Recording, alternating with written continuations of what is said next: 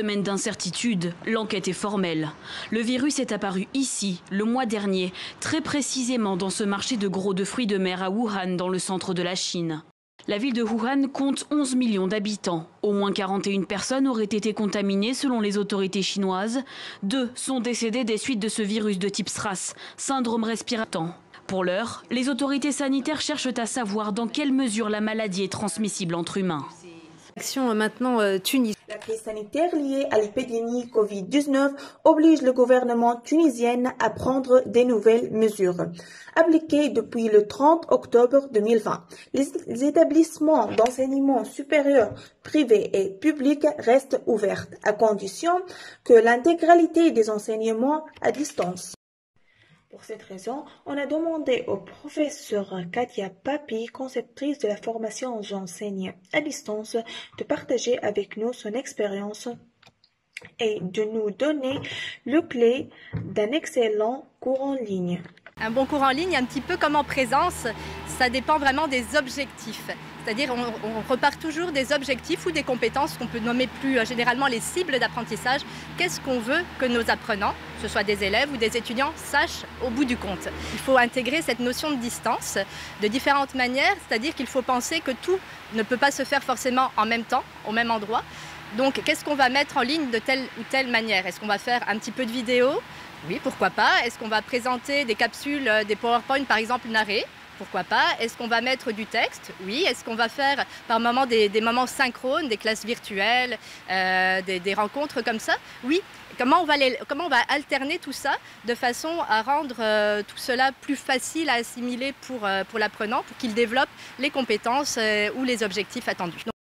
Donc, on a passé à une autre professeure pour nous dire que devient la relation pédagogique avec les étudiants. On garde la relation pédagogique parce que moi, c'est ça qui me tue, d'entendre les collègues dire qu'on tue la relation pédagogique. Hey, mon œil, je l'ai autant ma relation pédagogique avec eux, que je sois à distance ou pas. Puis c'était comme ça avant. Puis j'ai jamais vu aucune différence. Sincèrement, j'ai jamais vu aucune différence.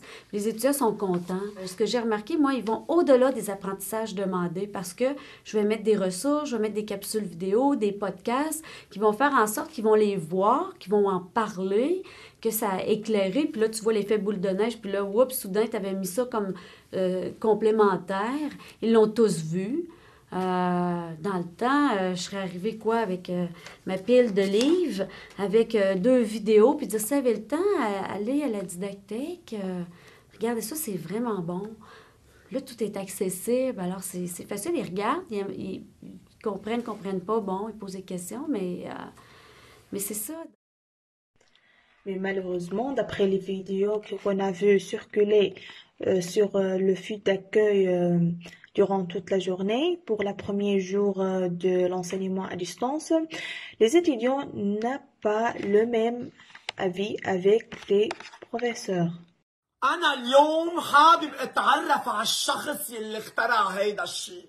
عبالي اقعد معه لهيدا الشخص شوف شو قطع على راسه، يعني شو مر بهالمخ، وقدر يقنع كل هالمدارس والجامعات انه الاونلاين كلاسز هي البست الترناتيف، انه هي السوليوشن. يا عمي يعني انتو وين عايشين؟ حبيباتي نحن بالصف وما بننتبه، بالصف قدام الاستاذ بوجه بوجه مخ بمخ وما بننتبه. بدكن تقنعونا انه بالبيت قاعدين رخينا بين البراد وجعير امي على التليفون انه حننتبه؟ ولك بكن شي بعقلكن؟ بعدين شو؟ ما حدا قالكن انه في بلاد بالعالم الانترنت تبعهم على حافة القبر؟ شو الوضع؟ شو هيدا اونلاين كلاسز؟